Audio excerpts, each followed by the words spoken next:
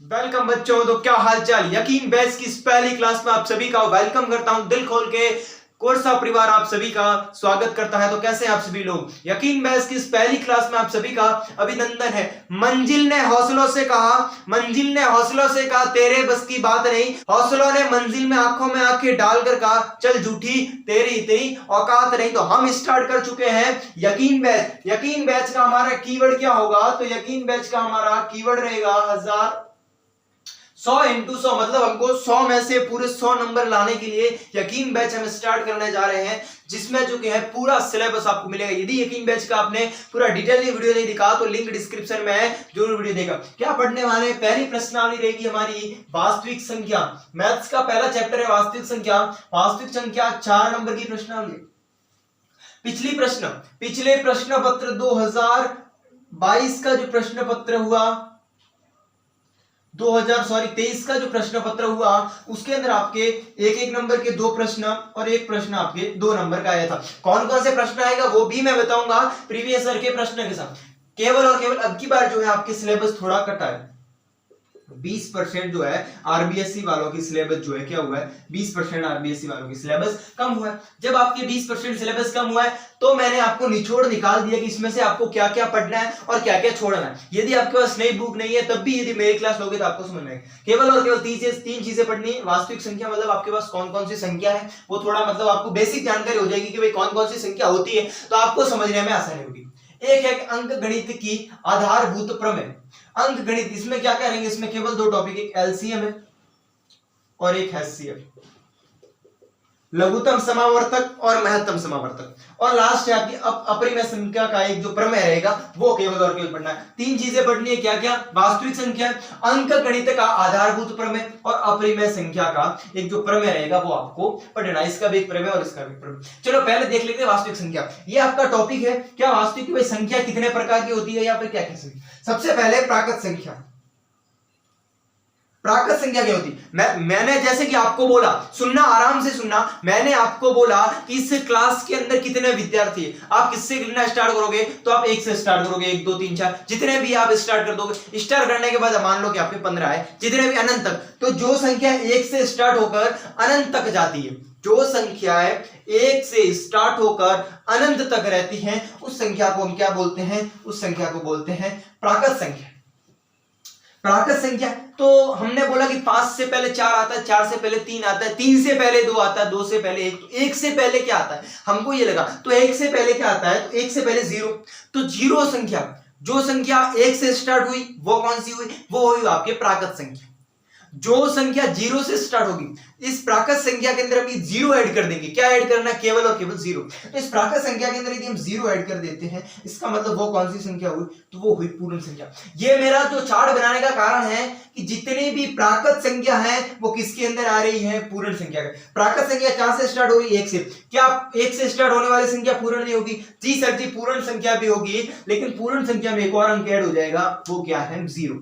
क्या आपको ये 2 बातें समझ में आ गई, एकदम आराम से समझना है। पूरा साल पढ़ा है, लेकिन हमारा जो सफलता का जो संदेश है, #100 में से 100। अगली संख्या है पूर्णांक। पूर्णांक में क्या है कि भाई 0 से पहले भी कौन सी संख्या आती है, ये हमारा 0 इज द हीरो, ये हमारा 0 के राइट साइड में, आपका राइट साइड देखना, मेरा नहीं, आपका राइट साइड में जो संख्या आएगी वो 0 से इधर वाली प्लस में, और जो लेफ्ट साइड में होगी वो होगी माइनस में। ये आपको समझ में आ गया। तो 0 से जो राइट साइड में होगी वो होगी आपके प्लस में, और जो माइनस में होगी वो होगी आपके लेफ्ट साइड में। तो जो 0 से माइनस की भी संख्या और प्लस की भी संख्या जो मिक्स है, उसे हम क्या बोलेंगे, उसे हम बोलेंगे पूर्णांक संख्या। तो क्या सब पूर्ण संख्या पूर्णांक संख्या है, फटाफट कमेंट कर दो, क्या सब पूर्ण संख्या पूर्णांक संख्या है। जी हाँ दोस्तों, सब पूर्ण संख्या पूर्णांक संख्या है।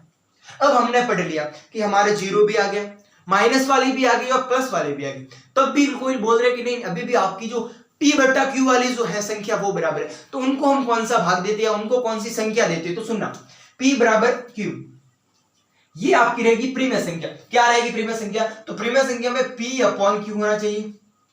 P और Q जो दोनों है वो क्या होने चाहिए, तो वो होने चाहिए दोनों पूर्णांक। क्या होने चाहिए, पूर्णांक। जो P और Q है, P भी पूर्णांक होना चाहिए और Q भी क्या होना चाहिए, पूर्णांक होना आवश्यक है। और क्या होना चाहिए, तो और जो है Q बराबर नहीं होना चाहिए, 0। ये आप लिख दो, ये चार्ट बना दो, फिर आप नीचे करते लिख दो कि प्राकृत संख्या ये है, पूर्ण संख्या ये, पूर्णांक ये है, और परिमेय संख्या का नीचे लिखना है कि p बट्टा q ये दोनों क्या होने चाहिए, तो दोनों पूर्णांक होने चाहिए, और जो q है q का मान कितना नहीं होना चाहिए, तो 0 जो है q का मान नहीं होना चाहिए। तो ये कौन सी होगी, परिमेय। जैसे कि 5/6 p पूरा है q पूरा है, जैसे कि 8/9 तो ये क्या है, इसके उदाहरण मैंने दी। जैसे आप बोलते सर 2.5, तो 2.5 को हम कैसे लिख सकते हैं, 5/2 लिख सके कि नहीं लिख सकते, तो इसमें ये p हो जाएगा, ये आपके q हो जाएगा, लेकिन q 0 नहीं है, इसका मतलब क्या है, ये परिमेय। अब आप बोलोगे ये जो है हमारी 4 संख्या होगी। अब एक और संख्या बची, वो संख्या मैंने अलग क्यों लिखा, क्योंकि ये इससे सबसे अलग है, अपरिमेय संख्या। अपरिमेय संख्या होगी p बट्टा q के रूप में होगी, नो प्रॉब्लम्स। सर के बोलो ये जो है मैंने लिखा 5.5/6 √5/6, ये आपके क्या है, तो p बट्टा q के रूप में तो है, इसमें तो कोई शक है नहीं। तो सर बोलोगे ये परिमेय क्यों नहीं, क्योंकि ये दोनों पूर्णांक नहीं है। मैंने क्या बोला था, p भी पूर्णांक होना चाहिए, q भी पूर्णांक होना चाहिए। क्या 5 पूर्णांक है, नहीं सर जी 6 पूर्णांक है, लेकिन दोनों पूर्णांक होने आवश्यक। तो हमारे जो 5 है वो पूर्णांक नहीं है। 5 कैसे, अंडरूट में। पूर्णांक क्यों नहीं है, क्योंकि अंडरूट में। तो ऐसी संख्या जो पूर्ण नहीं है, ऐसी संख्या जिसके p और q पूर्णांक नहीं है, जैसे √3 है, जैसे पाई है, जैसे 5/6 है, √5/6 है, तो वो संख्या क्या कहलाएगी, तो कोई अलग चार्ट में मिल गई, वो संख्या कहलाएगी अपरिमेय। क्या आपको यहां तक चीजें समझ में आए, क्या आप समझाए, केवल 4 नंबर की प्रश्नावली आराम से समझना। पिछली बार कौन से प्रश्न आए थे, 1-1 नंबर के 2 प्रश्न और एक प्रश्न आया था 2 नंबर का। 2 नंबर का जो प्रश्न आया था वो आया था दशमलव प्रसार के बारे में। किसके बारे में आया था वो भी मैं आपको बता दूं, दशमलव प्रसार के बारे में। कौन सा प्रश्न आएगा वो भी मैं बता दूंगा, लेकिन किसके बारे में आया था, दशमलव। ये 1-1 नंबर के पद पर, ये जो 1-1 नंबर के प्रश्न है ये आपके आए थे इस पर, अंक गणित की आधारभूत प्रमेय पर। लेकिन हमको ये मैं देखना, आपको ये बताना चाह रहा हूं कि दशमलव प्रश्नावली की बार हट चुका है। अब आपको क्या करना है, 3 चीजें मैंने देखी इस प्रश्नावली में। सबसे पहले हमने देखी वास्तविक संख्या। वास्तविक संख्या कितने प्रकार की होती है, तो एक प्राकृत संख्या, पूर्ण संख्या, पूर्णांक और परिमेय। यहां तक समझ में आया। अपरिमेय संख्या अलग होगी, जिसमें p और q तो होंगे, लेकिन वो पूर्णांक नहीं होंगे। क्या यहां तक समझ में आया। क्या अगले अंक गणित की आधारभूत प्रमेय की तरफ बढ़ा जाए, हम बढ़ते हैं अंक गणित के आधारभूत प्रमेय की ओर। हाँ बच्चों, तो हमने पढ़ा वास्तविक संख्या। वास्तविक संख्या कितने प्रकार की होती है। अब हम पढ़ेंगे कि आधारभूत। इसमें से पिछली बार 2 प्रश्न आए थे, इसमें एलसीएम एचसीएफ, लेकिन समझो ये प्रमेय कौन सी है, आधारभूत प्रमेय कौन सी, अंक गणित की आधारभूत प्रमेय। प्रमेय क्या कहती है, सुनो, कि प्रत्येक भाज्य संख्या को अभाज्य संख्याओं में। अब सर बोलोगे भाज्य क्या होता है, अभाज्य होता है, तो सुनो कि भाज्य संख्या वो होती है, जैसे कि मान लो कि 18 एक भाज्य संख्या। कैसे कि उसमें 18 व एक इसके अलावा भी भाग जाता है। जैसे 18 में 2 का भाग जाता है, 6 का भाग जाता है, तो 18 खुद की संख्या और एक से अलावा भी भाग जो जाता है उसे कहते हैं भाज्य संख्या। और अभाज्य संख्या वो होगी जैसे कि 2, तो 2 में केवल 2 का भाग जाएगा और 1 का जाएगा। जैसे कि 3, तो 3 में केवल 1 का भाग जाएगा और 3 का जाएगा। जैसे कि 5, तो 5 में केवल 5 का भाग जाएगा और किसी का भाग जाएगा 1। लेकिन जैसे 6 आ जाएगा, तो 6 में 2 का भी भाग जाएगा, 3 का भी भाग जा रहा है और 1 का भी भाग जा रहा है। जिसमें 1 से मतलब कि 1 और उसी खुद की संख्या से ज्यादा बार भाग जाता है उसे भाज्य कहेंगे, और केवल उसी संख्या का और 1 का भाग जाता है उसे अभाज्य कहेंगे। मैं पूरा उदाहरण के साथ समझाऊंगा, आपको आराम से समझ में आएगा कि प्रत्येक भाज्य संख्या को अभाज्य संख्याओं के एक गुणनफल के रूप में व्यक्त कर सकते हैं। ये ध्यान में रखना कि प्रत्येक भाज्य संख्या को एक अभाज्य संख्याओं के गुणनफल के रूप में व्यक्त किया जा सकता है, तथा गुणनखंड जो अभाज्य गुणनखंड होगा वो गुणनखंडों के आने वाले क्रम के बिना अद्वितीय होगा। ये कहना क्या चाहता है, ये कहना चाहता है कि मान लो कोई संख्या 18 है। 18 एक भाज्य संख्या है या अभाज्य संख्या है, फटाफट बोल दो 18 एक भाज्य संख्या है या फिर अभाज्य संख्या है। तो 18 सर एक भाज्य संख्या। कैसे भाज्य संख्या है, तो 18 में 1 का भाग जाता है सर जी, 18 का जाता है, इसके अलावा भी जाता है, 2 का भाग जाता है जी सर जी जाता है, 3 का जाता है, 6 का जाता है, 9 का जाता है। मतलब खुद की संख्या और 1 से अलावा भी भाग जा रहे, इसका मतलब क्या होगा, ये संख्या भाज्य होगी। ठीक है, तो 18 अब इसकी गुणनखंड करो।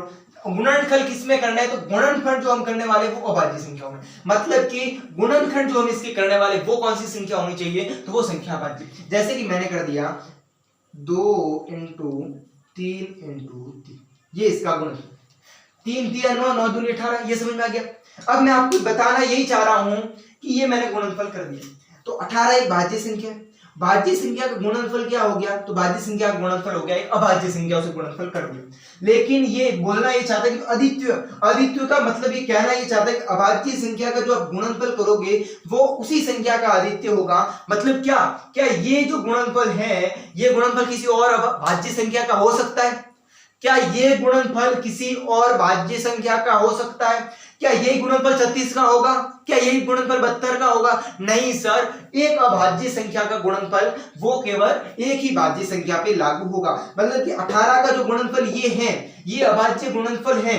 क्या इस अभाज्य गुणनफल से हम दूसरी संख्या बना सकते हैं? नहीं सर जी, इसी अभाज्य गुणनफल जो है केवल और केवल ये अभाज्य गुणनफल किसका होगा, तो ये अभाज्य गुणनफल केवल और केवल आपके 18 का होने वाला है। मतलब इसका प्रमेय ये है कि इसका जो गुणनफल बनने वाला है वो भाज्य की किसी एक ही संख्या का बनेगा, कि ये गुणनफल जो है किसी दूसरी संख्या का नहीं हो सकता।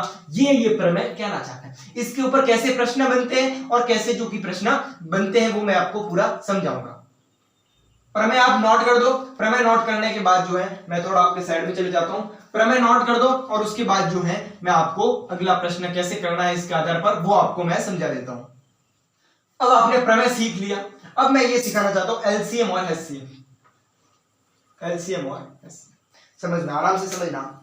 एलसीएम और एचसीएम क्या, माना कि हमको 6 और 12 छोटी संख्या, इन दोनों का एक तो निकालना है मसक।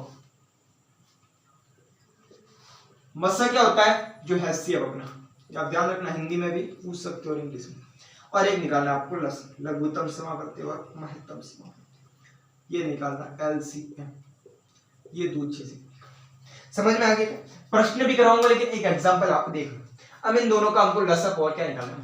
पहले जैसे 6 और 12, तो ये 6 आ गया और यहां लिख देते हैं 12। 6 का जैसे किसमें भाग किसका देना है, तो हम प्रमेय पढ़ रहे हैं अभाज्य संख्याओं का, सबसे छोटी से छोटी अभाज्य संख्याओं का भाग देना है। तो इसमें सबसे छोटी अभाज्य संख्या का भाग जा रहा है 2 का। 2 का भाग कितनी बार गया, 3 बार, यहाँ गया 3 और यहाँ गया 1, या खत्म, एक आते खत्म। तो इसका मल्टीप्लाई क्या रहेगा, तो इसका जो मल्टीप्लाई रहेगा या मैं लिख देता हूँ 6 बराबर हो जाएगा 2 × 3। अब 12 का देख ले, तो 12 में सबसे छोटी अभाज्य संख्या का भाग 2, 6 हो जाएगा, फिर आप 2 का दोगे तो 3 आ जाएगा, और फिर आप 3 का दोगे कितना आ जाएगा 1। क्या यहां तक आपको समझ में आया है? यहां तक आपको समझ में आया है? अगला प्रश्न, अब क्या करते हैं कि 12 बराबर कितना हो जाएगा 2 × 2 × 3। अब आपको एक ही संख्या की कितनी घात है, जैसे इनकी, तो इनका आप लिख सकते हो कि 2 की घात 2 × 3, या आप लिख सकते हो इसका तो क्या ही है, इसकी तो कोई घात है नहीं, एक एक घात है तो एक एक घात। क्या आपको यहां तक समझ में आया? मैं बताना ये चाह रहा हूं कि आपको दोनों का क्या करना है, कि अभाज्य गुणनखंड करना है। अभाज्य गुणनखंड कैसे करना है, इसमें जो किसका भाग देना है, अभाज्य संख्याओं का भाग देना है। अब डायरेक्ट 6 का भाग नहीं दे सकते, क्योंकि हमको भाज्य किसका, अभाज्य गुणनखंड करना, मतलब आपको अभाज्य संख्याओं का इसमें भाग देना है। यहां तक समझ में आ गया? जी सर, यहां तक आपको। अब ये दोनों चीजें, अब इसका लसक क्या होगा और इसका मसक। तो ध्यान रखना, सबसे पहले मसक निकालने। मसक का मतलब ये होगा कि ऐसी संख्या, ऐसा ये नंबर इन दोनों में से जो दोनों में अब उभयनिष्ठ भी हो, दोनों में क्या हो, उभयनिष्ठ भी हो, और सबसे कम, उभयनिष्ठ की सबसे कम घात आपको लेनी है। जैसे कि यहां पर है 2, तो यहां 2 दोनों में है, और 2 की सबसे कम घात क्या होगी, तो 2 की सबसे कम घात होगी वो होगी 2। 2 की घात 1, 2 की घात 2 भी है, 2 की घात 1 भी है, लेकिन अपन को कम में लेंगे।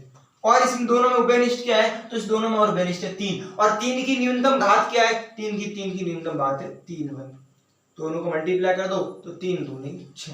6 इसका क्या आया, 6 इसका महत्तम समावर्तक आ चुका है। 6 इसका क्या आया, महत्तम। अब हम लघुत्तम समावर्तक। लघुत्तम समावर्तक क्या है कि जितने भी संख्या है सबको लेना है, जितनी संख्या है सबको एक एक बार लेना है, और सबकी जो उच्चतम घात लेनी है, सबसे जिसकी सबसे ज्यादा घात है। जैसे हम यहाँ लेना चाहेंगे तो देखो 2 दोनों में है, 2 है तो 2 की उच्चतम घात लेंगे, तो 2 की उच्चतम घात कितनी है, 2 की घात 2, ये ले लेंगे।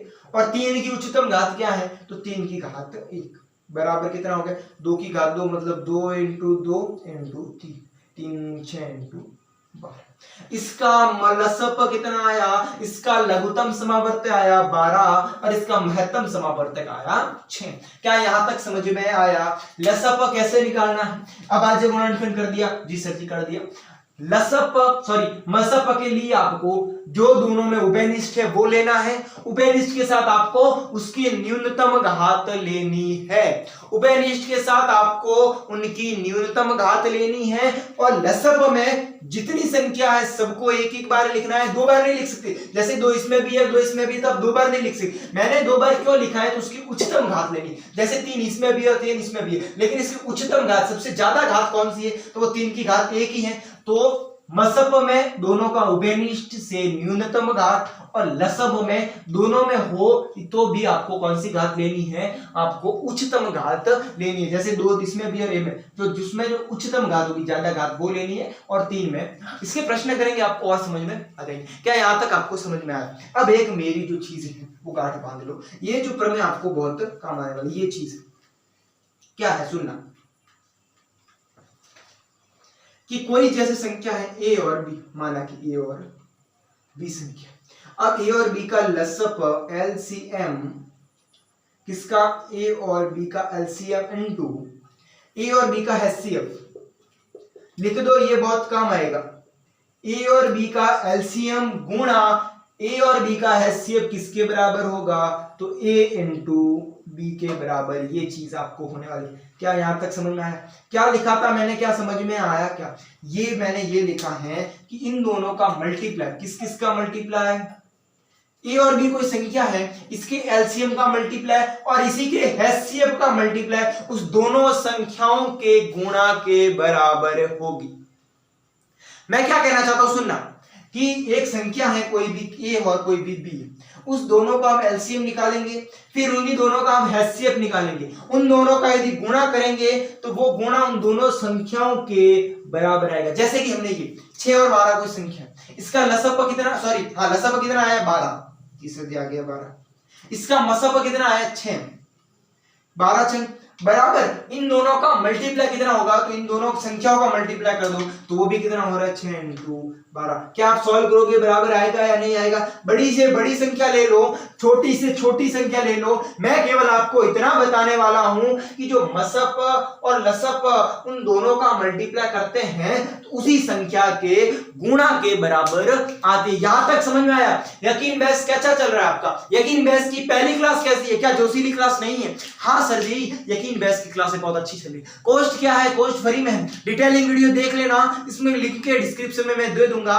कि इस यकीन बैच के अंदर आपको क्या क्या मिलने वाला है। इंस्टाग्राम पर भी फॉलो जरूर करना, तो ये आप देख सकते हो कि अंक गणित की आधारभूत प्रमेय सिखाई। अब इसके ऊपर हम प्रश्न करेंगे। हमारा एक और टॉपिक था, कौन सा टॉपिक था, अपरिमेय संख्या।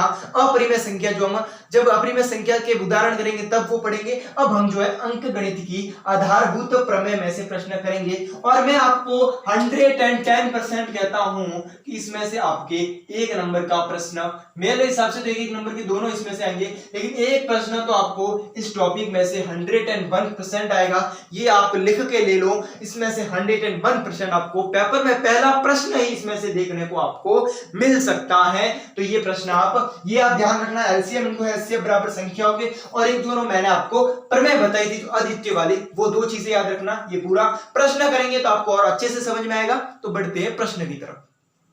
जी हाँ बच्चों, तो अंक गणित की आधारभूत प्रमेय के हिसाब से हम लेके आए प्रश्न 1.1 का पहला प्रश्न है, प्रश्नावली संख्या 1.1, एक्सरसाइज 1.1 का पहला प्रश्न है। कौन सा पहला प्रश्न है?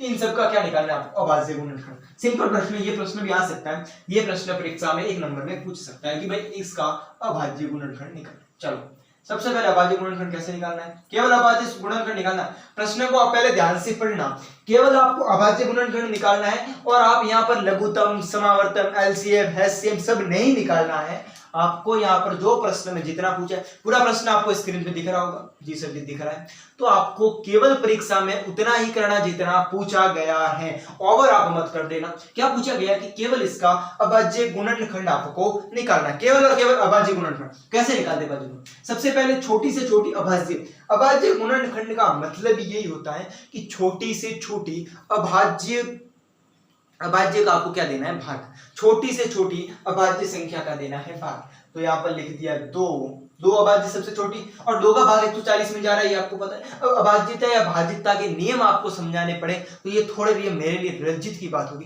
भाज्यता के नियम तो क्या है, 2 के पीछे 2 का भाग किस किस में जाएगा, जिसमें 0, 2, 4, 6 और 8 है, जिसमें इकाई है उसमें 2 का।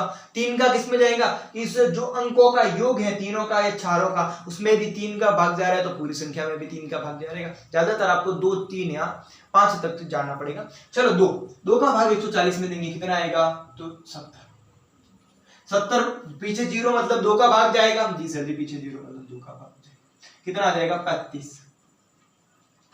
अब क्या 2 का जाएगा, नहीं। उसके बाद अभाज्य संख्या 3, क्या 3 का जाएगा, नहीं सर 3 का नहीं जाएगा। तो 4 का भाग नहीं देना है, क्योंकि हम अभाज्य गुणनखंड निकालने मतलब आपको केवल अभाज्य संख्या का ही भाग देना है। फिर 5, तो 5 का जा रहा है, कितनी बार जा रहा है, 7 बार, 7 बार। अब 7 बार गया, 7 में 7 का भाग केवल 1 बार जाएगा, एक आते आपको रुक जाना है। अब इसका मैं क्या निकाल रहा हूं, अभाज्य गुणनखंड। यहां तक नहीं करना है, थोड़ा आगे भी करना है। कैसे थोड़ा आगे करना है, तो आपको लिख देना है कि 140 का अभाज्य गुणनखंड क्या होगा, तो 2 इंटू 2 इंटू 5 इंटू 7। इसके बाद भी आपको लिखना है कि 2 इंटू 2 कितनी बार, जो सेम संख्या उसकी आप डायरेक्ट लिख दो घात, तो 2 की घात 2 इंटू 5 इंटू 7। क्या यहां तक आपको चीजें समझ में आ गई, यहां तक चीजें समझ में आ गई क्या। चलो चलो अगला देख लेते हैं 156। चलो देख लेते हैं 156 156 में किस किस का जाएगा, तो 2 का जाएगा एब्सोल्युटली, क्योंकि पीछे 6 है, तो 2 का जाएगा, ये 2 का जाएगा, कितनी बार जाएगा, तो 2 7 14 और 2 16, 78 बार गया, कितनी बार गया, 78। 78 में भी 2 का भाग जाएगा, कितनी बार जाएगा, तो 78 का आधा होता है 39, मतलब 39 बार जाएगा ये 2 का। तो 39 में किसका भाग जाएगा, क्या 39 में 2 का भाग जा रहा है, जी सर जी नहीं, तो 39 में 3 का जा रहा है, हाँ 3 का जा रहा है, तो 3 एकम 3 और 3 दिया 9, 3 का। क्या इसमें 13 में 3 का जा रहा है, नहीं। 4 का तो देना ही नहीं है, क्यों अभाज्य नहीं है। 5 का नहीं जा रहा, 7 का भी नहीं जा रहा, 9 का हमको देना नहीं है, क्योंकि 9 भी एक भाज्य संख्या है। हमको केवल और केवल अभाज्य संख्याओं का भाग देना है, तो इसमें केवल और केवल 13 का भाग जाएगा और यहाँ जाएगा 1। क्या यहां तक समझ में आया। अब आप निकालोगे 156 का क्या क्या हो जाएगा, 2 इंटू 2 इंटू 3 इंटू 13। मैंने आपको वापस बताया जो सेम संख्या उसकी घातें कर दो, तो 2 की घात कितनी हो जाएगी, जितनी बार 2 है उतनी बार, तो 2 बार इंटू 3 इंटू 13। क्या इसका यहां तक आपको चीजें समझ में आ गई क्या। 140 का अभाज्य गुणनखंड निकाल दिया, इसको 56 का निकाल दिया। ये तीन आपके लिए रहेंगे होमवर्क रहेंगे। ये 3 प्रश्न आपके लिए क्या रहने वाले हैं, होमवर्क। 3825 5005 और 7429 केवल 3 प्रश्न है। ये थोड़े ब्रड प्रश्न है, इससे मतलब आप कैलकुलेटर का भी उपयोग करोगे, घर में जो है प्रश्न कर देना। अब हाथ से भाग दोगे तो आपकी प्रैक्टिस अच्छी हो गई। ये 3 प्रश्न आपके होमवर्क रहेंगे। 2 प्रश्न मतलब मैंने कैसे करते हैं इस प्रश्न को वो मैंने आपको दिखा दिया। सबसे पहले अभाज्य संख्या का भाग देते जाना है, अभाज्य संख्या जितनी भी आएगी उतना भाग देना, उस सबका मल्टीप्लाई करना है। मल्टीप्लाई करने के बाद जो संख्या बराबर है उनको 2 में लिख देना है। ये जो आपका पहला प्रश्न है अपना। दूसरा क्या प्रश्न है समझना, पूरा प्रश्न तो स्क्रीन पे आपको दिख रहा होगा मेरे यहाँ। 26 और 91 500 ये 3 प्रश्न दिए हुए। चलो ठीक है, इसका क्या करना है आपको, इसका निकालना है एलसीएम। एक तो आपको इसका निकालना है एलसीएम, लघुत्तम समावर्त लिखो, चलो आपको लिख देता हूं लघुत्तम समावर्त। एक निकालना है एचसीएफ महत्तम समावर्त। 2 चीज निकालनी। 2 चीज निकालने के अलावा आपको क्या क्या करना है तो प्रश्न में दिख रहा है, लेकिन मैं समझा रहा हूं, ध्यान से सुनो कि इस दोनों संख्या को आपको एलसीएम निकालना है, एचसीएफ निकालना है। जी सर जी निकाल देंगे। इसके अलावा आपको वो सिद्ध करना है, क्या सिद्ध करना है, हमने एक लिखा था कि किसी संख्या का एचसीएफ इनटू एलसीएम जो है उसी संख्या के क्या होगा, गुणनफल के बराबर। क्या ये हमने पढ़ा था, क्या आपने नोट किया है? जी हाँ हमने पढ़ा था और आपने नोट भी किया है। इसका मतलब आपको कहीं ना कहीं याद है कि भाई एचसीएफ इनटू एलसीएम है वो इस संख्या के बराबर। ये आपको सिद्ध भी करना है कि इन दोनों संख्याओं का आप एलसीएम निकालना पहले, फिर एचसीएफ निकालना। जी सर जी निकाल देंगे। फिर उन दोनों संख्या का मल्टीप्लाई करना, क्या इन दोनों एलसीएफ और एचसीएफ के गुणा के बराबर आते हैं या नहीं आते। चलो ये भी देख लेते आते हैं या नहीं आते। क्या प्रश्न है, क्या ये प्रमेय सिद्ध होती है नहीं होती। चलो देखिए, सबसे पहले 26 26 फिर निकाल देंगे 91 का। चलो 2 24 में किसका जाएगा, 2 का जाता है, कितनी बार आएगा, 13 दूनी 26। अब 13 में आपको पता है कि किसी का नहीं जाता, ये तो आपको पता ही होगा। तो 13 में केवल और केवल 13 का जाएगा और यहाँ आ जाएगा एक आते आपको कर देना है समाप्त। तो इसका जो मतलब एलसीएम हैसियम निकालना है, तो इसका जो 26 का कितना आ गया, यहाँ आप लिख दो कि 26 का आ गया 2 × 13। अब 91 का देख लेते हैं। 91 में किसका जाएगा, क्या 2 का जाएगा, आपको पता ही 2 का जाएगा ही। क्या 3 का जाएगा, 3 का कैसे चेक करते हैं, तो इन दोनों का योग में 3 का भाग जा रहा है तो जाता है। दोनों का योग कितना होता है 10, क्या 10 में 3 का भाग जा रहा है, जी सर जी एकदम नहीं जा रहा है। चलो कोई बात नहीं। क्या 4 का तो देना ही नहीं है, यदि जा रहा है तब भी नहीं देना। मैं तो आपको विश्वास दिलाता हूं, यदि आप अभाज्य गुणनखल छोटी से करते आ रहे हो तो किसी भाज्य संख्या को उसमें भाग जाएगा ही नहीं, और यदि जा रहा है तब भी आपको नहीं देना। क्या 5 का, तो 5 के लिए क्या भाजकता का नियम है, क्या आपको पता है, 5 के लिए भाजकता का नियम है इकाई के अंदर 0 या फिर 5 होगा तो उसमें 5 का भाग जाएगा, तो ये भी हमारे नहीं है। और 6 का आपको देना है नहीं। 7 में जी सर 7 का भाग इसमें जाने वाला, 7 का भाग कितनी बार जाना चाह रहे हैं, तो 7 × 70, 70 से ज्यादा तो 70 मतलब कि जाने वाला 13 बार। 13 में तो केवल 13 का जाएगा और यहाँ आ जाएगा 1, तो इसका क्या हो जाएगा, इसका हो जाएगा 7 × 13। क्या यहाँ तक चीजें आपको समझ में आ गई क्या। 26 का हो गया 2 × 13 और 91 के हो गया 7 × 13। अब लसापा निकालना है। मैंने क्या बोला था, लसापा किसको बोलते हैं, कि ऐसी संख्या जो दोनों में होनी चाहिए, जी सर जी होगी, और उसकी अधिकतम घात लेंगे। इन सब की घात तो एक ही है, 2 की घात 1 है, 13 की इसमें 1 है, इसमें 7 की घात 1 है, मतलब सिर्फ एक बार आए हैं। चलो ठीक, 13 2 बार आए, ये आपको समझ आए। 26 में 1 बार आए और 1 बार 91 में है, ठीक है, ये आप समझ लेना। 2 बार नहीं आए हैं, ये 1 बार 26 के अंदर 13 आए और 1 बार 91 में, ठीक है, यहां तक सर हमको समझ में। अब मैंने लगतुम समावर्त एलसीएम में आपको ये बताया था कि जो घातें सब लेनी है, संख्या जितनी भी है सब लेनी है और उनकी उच्चतम घातें। सबसे पहले कौन सी संख्या, 2, तो 2 की सबसे ज्यादा घात क्या है, 1 ही, तो 2 इनटू फिर छोटी संख्या कौन सी, 7, तो 7 की घातें भी सबसे उच्चतम कितनी है, 7। अब लेनी है आपको 13।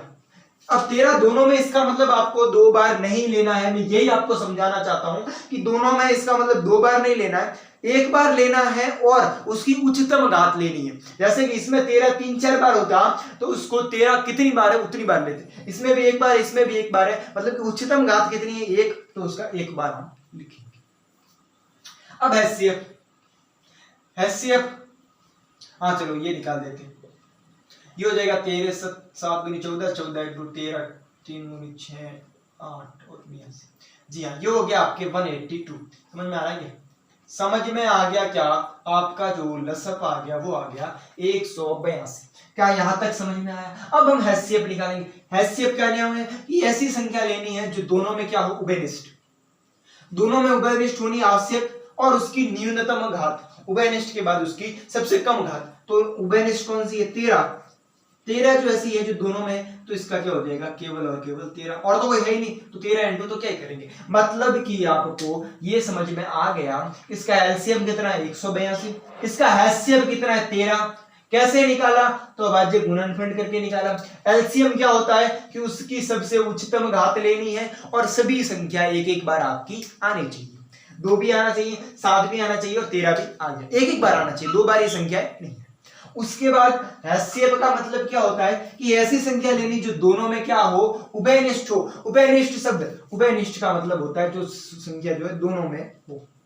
ये समझ लेना आप सर, छोटे छोटे वर्ड पूछे जा सकते। उभयनिष्ठ ये चीज होती है जो दोनों में। चलो यहां तक आपको समझ में।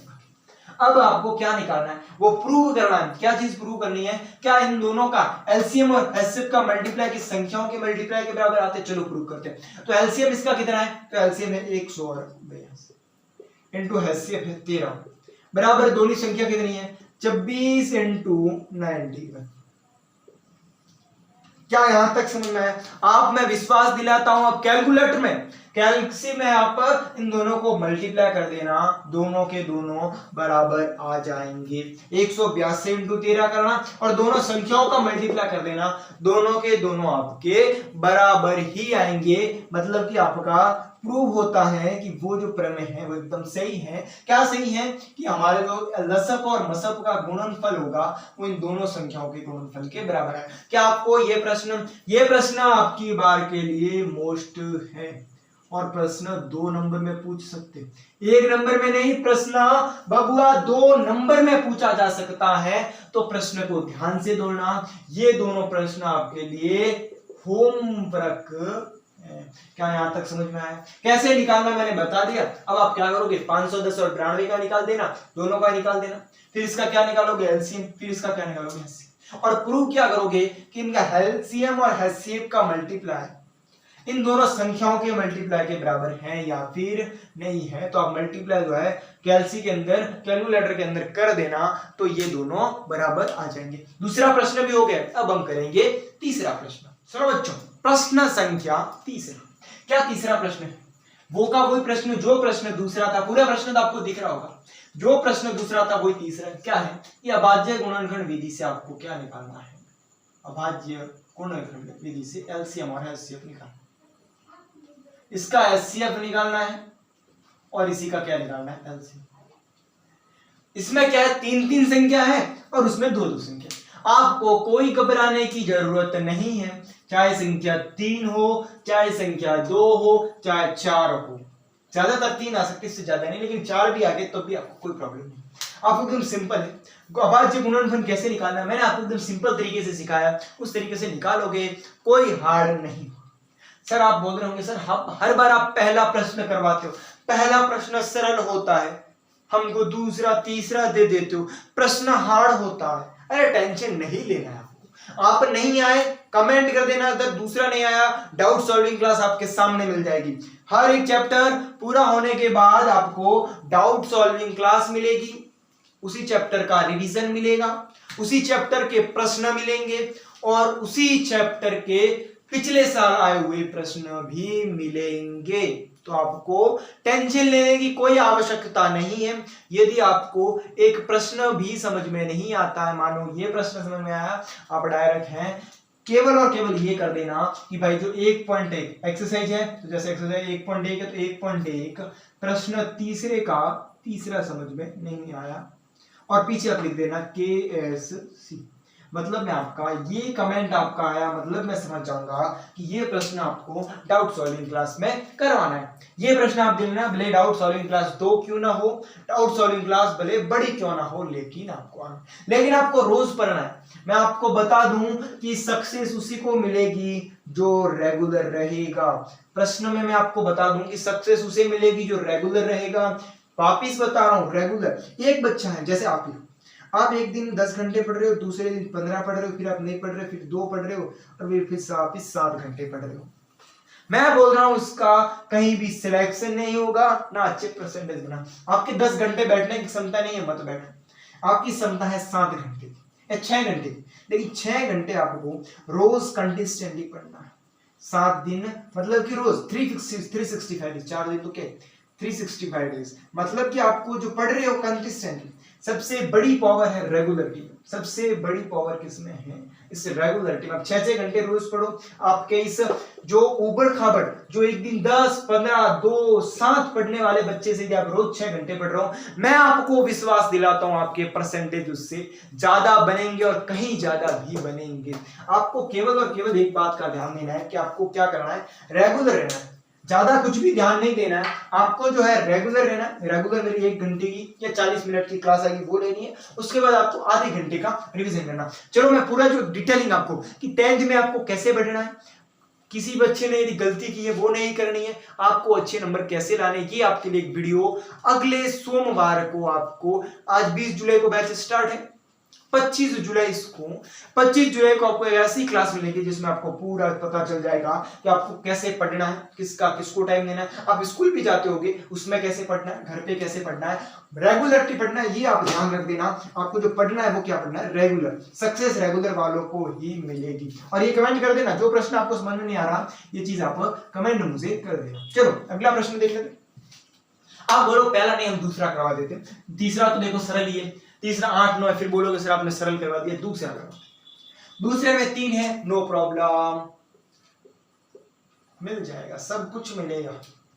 चलो तीनों का लिख दिया।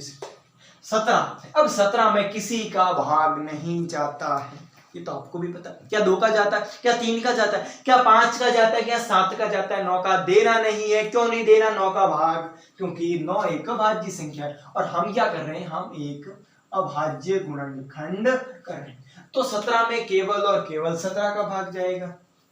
चलो सर भी दे देते हैं, कितनी बार? 1। इसका मतलब 17 का तो केवल 1 आया, 1 × 17।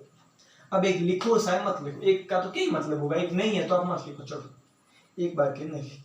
अब 23, तो 23 में भी तो केवल 23 का ही भाग जा रहा है ना बच्चों। 23 में भी केवल 23 का ही भाग जा रहा है। ये प्रश्न देखो कैसे दिया है, समझ रहा कि 23 में भी केवल 23 का भाग एक बार जाएगा, मतलब 23 का भी जो गुणनफल होगा वो केवल और केवल 23 होगा। यहां तक समझ में आ गई। और 29 में भी केवल 29 का भाग जाएगा। चलो ये तीनों संख्याएं ऐसी दे दी कि केवल उसी संख्याओं का भाग जाएगा। चलो कोई प्रॉब्लम नहीं, ये यहां तक आपको समझ में, मतलब कि 29 बराबर है। मैं ये बराबर नहीं लिख रहा हूं, आप सोच रहे ये बराबर क्यों लिख रहे? नहीं बच्चों, मैं ये बराबर नहीं लिख रहा हूं, मैं तो इनके जो गुणनफल आ रहे वो लिख रहा हूं। गुणनफल केवल 17 आ रहे तो मैंने केवल 17 लिखे, गुणनफल केवल 23 आ रहे तो मैंने 23 लिखे, और गुणनफल 29 आ रहे तो 29 लिखे। जैसे यदि 12 होता, मान लो कि हमारे पास 12 होता, 2 का भाग देते 6 आता, 2 का भाग देते 3 आता, 3, तो इसमें हम लिखते 2 × 2 × 3।